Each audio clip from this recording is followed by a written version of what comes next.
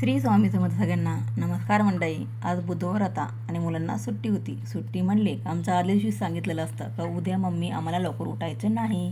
तर आज खूप उशिरा उठले होते आणि बाहेर ऊन पण पडलं होतं. सकाळी उठले आणि नंतर आरुषने दूध बिस्किट घेतलं आणि अर्णवने खजूर घेतलं होतं, पुन्हा शेंगदाणे, पुन्हा अजून भरपूर काय असं काही घेतलं होतं. बरं त्याला नाश्ता तो आणि मम्मी मला आहे ना आज खजूर सफरचंद वगैरे देतो बघा. तो पण तिकडे खात बसला होता. टी व्ही बघत बघतच खातो बरं आम्ही.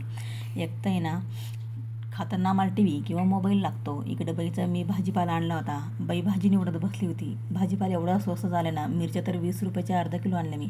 टमॅटो 10 रुपये किलो आणले. कारले पण मी 10 रुपये पावशेर आणले. म्हणजे भाजीपाला सर्व स्वस्त झाला. साखर मात्र महाग झाली बरं. सगळेजण म्हणतात साखर महाग झाली पण भाजीपाला स्वस्त झाला. आता कोणतीही एक गोष्ट होणारच ना. इकडे आरुषचं झालं तर दोरी खेळणं. दादाही चहा पित होते, आरुषही चहा, अर्णवही चहा पित होता. आणि आरुष म्हणे मला दोरी खेळायची. त्याला काही दोरी खेळतच आहे नाही. अर्णव त्याला इतकं ओरडू सांगतोय ना, अरे अशी खेळ तशी खेळ, पण त्याला काही दोरी जमानच नाही. त्याचे प्रयत्न चालले होते. आजकाल मुलांना कसं काहीच माहिती नाही दोरी कशी खेळायची काय. पहिल्यांदा खेळतोय ना आरुष, त्याच्यामुळे त्याला दोरी खेळायची जमतच नव्हती.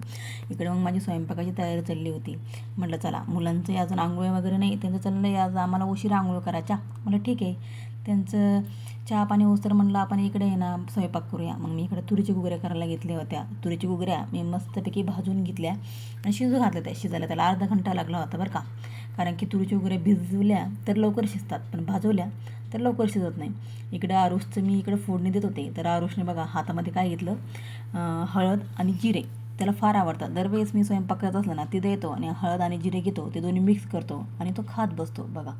मग इकडे म्हटलं आपण पोळ्या पण करूया. दादाची तब्येत बरी नाही, दादाला वेळेवर लागतं, गोळ्या औषध द्यायचे.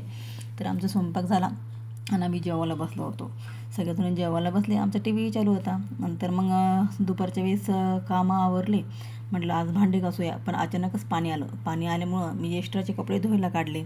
म्हटलं एवढं थकल्यावर झालं, आज काही घर आवरायचंच नाही. मग थोडंसं कपडे वगैरे धुतले. मी बाहेर बसले होते थोडंसं. मग ब्लाऊजला काजं बटन केलं. इकडे बाई पण तांदूळ निवडत बसले ते. नंतर मी चहा केला. आजचा दिवस झाला आमचा.